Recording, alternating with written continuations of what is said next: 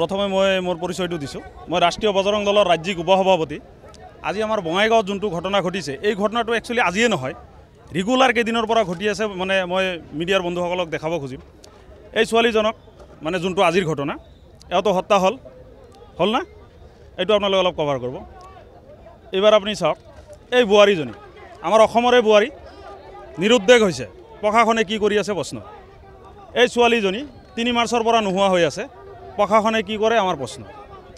দ্বিতীয়ত আপুনি চাব এই বুৱাৰীজনী আমি সংবাদ মাধ্যমৰ পৰা গম পাওঁ দেই নিৰুদ্দেশ হৈ আছে ঠিক আছে। 2 কিশোৰী নিৰুদ্দেশ হৈ আছে আৰু এটা এনেকৈ যদি দিনে নিশায় মানে 24 ঘণ্টা আমাৰ অসমৰ জীয়ৰী বুৱাৰী নোহোৱা হৈ আছে আৰু অসম চৰকাৰে ঢোল পিটি আছে যোনটো ফাটা ঢোল বুলি আমি কওঁ যে তেওঁ ঢোল পিটি আছে যে অসমত স্মাৰ্ট পুলিচ আছে।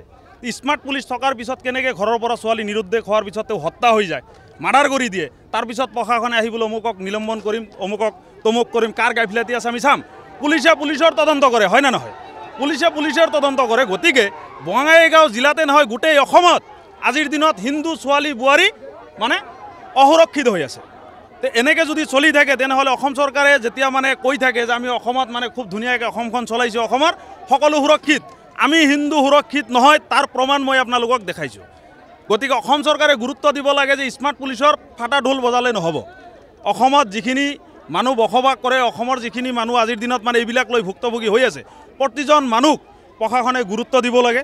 দ্বিতীয় কথাটো হ'ল এইটো যোনটো কেছ এই কেছটো একদম মানে ইমাৰ্জেঞ্চি একশ্যন হ'ব লাগে। ইয়াৰ লগত আৰু কোনে কোনে আছে মোৰ প্ৰশ্নত এনেকুৱাও আছে যে বঙাইগাঁও জিলাত ধৰি লওক যিমানকেইটা থানা আছে কোনোবা এটা থানাৰ আণ্ডাৰত কিবা এটা কেছ হৈছে সেই IC বা OCয়ে যদি গাফিলতি কৰিলে তেনেহ'লে তো SP লৈকে আহিব লাগে না SP তো এইবিলাক নিগৰানী কৰি থাকে। তো থকাৰ পিছত SP এজন বঙাইগাঁও জিলাত থকাৰ পিছতো আজি মানে এই ঘটনাটো কেনেকৈ ঘটিবলৈ পালে কেৱল সেই ব্যক্তিজনক নিলম্বন কৰাটোৱে ইয়াতে শেষ হ'ব নালাগে ইয়াৰ উচ্চ পৰ্যায়ৰ তদন্ত হ'ব লাগে। কাৰণ ইয়াতে যিবিলাক মানে ছিনিয়ৰ বিষয়া তেওঁলোকৰো কিবা গাফিলতি আছে নেকি। এনেকৈ যদি হিন্দু ছোৱালী বুৱাৰী নিৰুদ্দেশ হৈ থাকে ধৰ্ষণ হৈ থাকে তেওঁলোকৰ মৃত্যু হৈ থাকে তেনেহ'লে আমি ৰাষ্ট্ৰীয় বজৰং দল মানে হাতত খাৰু পিন্ধি বেছি দিন বহি থাকিব নোৱাৰিম।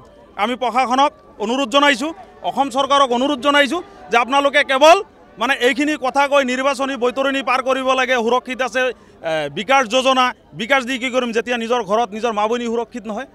মোৰ বইনী যদি হত্যা হৈ যায় মোৰ বনীক যদি ৰেপ কৰি দিয়ে তাৰপিছত যদি মই ন্যায় নাপাওঁ মই বিকাশৰ কি ঝোল খাম নেকি। বিকাশ দি মই কি কৰিম। বিকাশ আমাক এনেকুৱা লাগে য'ত সুৰক্ষাও থাকিব লাগিব। সুৰক্ষাৰ ক্ষেত্ৰত অসম ফেল সুৰক্ষাৰ ক্ষেত্ৰত অসম চৰকাৰ ফেল সুৰক্ষাৰ ক্ষেত্ৰত অসমৰ DGP অসম পুলিচ ফেল এইটো ঘটনা তাৰ প্ৰমাণ। আৰু তো 7-8টা মই আপোনাক দেখালোঁ আৰু মোৰ এটা ভাইটি আছে বিশাল এবাৰ তাতে ফাইল আছে কিমান ছোৱালী নিৰুদ্দেশ হৈ আছে এবাৰ তাতে বহুত ফাইল আছে হয়তো গোটেইখিনি নাথাকিলেও ইমানমান আছে বহুতখিনি আছে। তো এনেকৈ যদি চলি থাকে তেনেহ'লে অসমত আমি হিন্দুই কেনেকৈ মেহচুজ কৰিম যে আমাৰ মা বনী বাহিৰত যাব সুৰক্ষিত ঘূৰি আহিব। তো প্ৰশাসনে AC ৰুমত বহি উচ্চ পৰ্যায়ৰ বিষয়াই যদি ভাবে যে আমি অসমৰ নাগৰিকক বা ভাৰতৰ নাগৰিকক সুৰক্ষা দি আছোঁ এইটো এটা ভুল বাৰ্তা। আপোনালোকৰ মিডিয়াৰ বন্ধুক মই অনুৰোধ জনাইছোঁ যে আপোনালোকে ভালকৈ প্ৰচাৰ কৰক যে অসমত আজিৰ দিনত হিন্দু ছোৱালী বুৱাৰী সুৰক্ষিত নহয় সুৰক্ষিত নহয় সুৰক্ষিত নহয়।